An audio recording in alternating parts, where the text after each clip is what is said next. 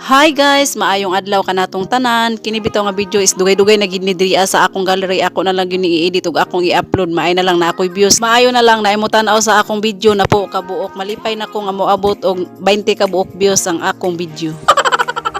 Salamat dahil kayo sa akong mga bagong followers ug salamat kayo sa nang-share sa akong mga video ug salamat kayo sa nanggitan-aw pod sa akong video. Kini nga time katupaning mao'y pagsugod sa summer diriya sa Bahrain. Kay sa akong giingon lahi na among amo karon kung kanos ang mag-summer mao'y pagpamalit niya og mga tanom. Kay kung sa winter siya mamalit is mahal kaayo siguro ang mga baligya sa ilahang mga tanom. Sige lang siya og pamalit pero useless ang tanan, useless among hago, masayang pa iyahang kwarta kay mapatay lang gihapon ang iyahang mga gipamalit nga tanom. Ang nagtanom day ana is si Dodong driver mo gisugo sa among amo pero wala niya gitarong maunang ako siyang giutro kay wala niya gibutangan og kana bitang itom nga akong gibutangan ng sayuta nga akong gikubkob before nako siya gitabunan og utro. Kana siya is murag nagdana siya og medisina para sa tanom or nagkuan na siya og makahatag og kabugnaw sa tanom.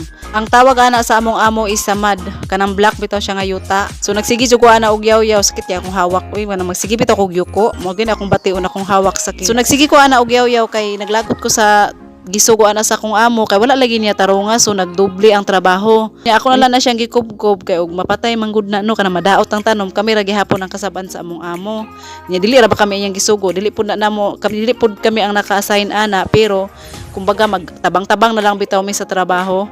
Tulo raman hinuon na kapunuan ang ako ang gipangdungagan og kanang itom nga yuta kay aron lagi mabuhi ang tanom aron dili mi kasab-an kay madamay-damay naman na sala sa isa sala na din sa tanan. Ingani ni diri sa amo ang amo nga babae pero karon murag naotro naman ni siya kay ang iyahang panghuna-huna is nalimot na pero sige gihapon siya og pamalit og mga tanom bisag grabe na kainit kaayo. Nya badlongon siya ang bana dili gini siya maminaw basta ang iyaha gyud ang matuman permente. Grabe, gid kaayo kahilig ni among amo nga babae og mga tanom-tanom, mga bulak, mga prutas, mga uban pang mga gulay. So kung saan lang ginayang mahuna-hunaan. So ako ginang gihurot ng isa ka sako nga itom og yuta, ako ginang gipang abono tanan kay aron gid mabuhi ang tanom. Pero karon murag nangaluyan na sila kay grabe ba yung inita kay diri di baya basta-basta ang kainit diri mura nagkalayo kasakit. Ang kainit pil na gid nimo ang sa imuhang panit ba nga mogawas lang kakadali pag ato kas gawas mag-stay mga wala ra itong oras ang naong grabe nang kapula. Mao na dayon nga kanang magkuan ko sa akong mga bulak magbubo ko inigsulod sa balay bugnaw mo nang ang resulta pagkaog masipunon ko. Unya mohangyo lang ko gamay pa-share and like sa akong mga video unya pa-follow na lang pud sa akong page. Gamay lang pud akong hangyo dili na nako dakoon. Ay maulaw na ko ninyo. Bitaw ay salamat gyud kayo sa always ninyong pagtan-aw sa akong mga video, sa pag-comment. Thank you kayo. Thank you so much.